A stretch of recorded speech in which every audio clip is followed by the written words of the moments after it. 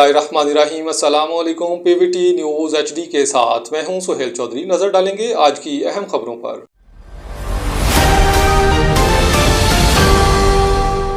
پی C B کی یقین دہانی کے بعد سری لنکن کرکٹ ٹیم کا دورہ پاکستان جاری رکھنے کا فیصلہ۔ کراچی سے رپورٹ کر رہے ہیں بیورو چیف فخر عباس۔ پی سی بی کے چیئرمین کی یقین دہانی کام کر گئی۔ سری لنکن ٹیم دورہ پاکستان مکمل کرے گی۔ اگر کوئی کھلاڑی دورہ جاری نہیں رکھنا چاہتا تو متبادل کا انتظام کیا جائے گا۔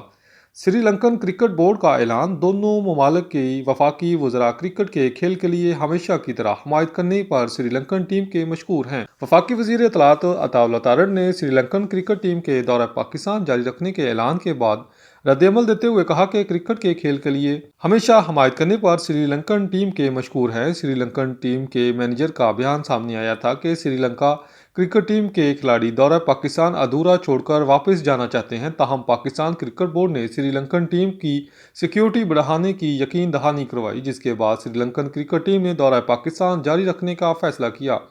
اس اعلان کے بعد وفاقی وزیر اطلاعات عطا اللہ تارڑ نے سوشل میڈیا پر بیان جاری کرتے ہوئے کہا کہ پاکستان آمد پر سری لنکن کرکٹ ٹیم کا دل کی گہرائیوں سے خوش آمدید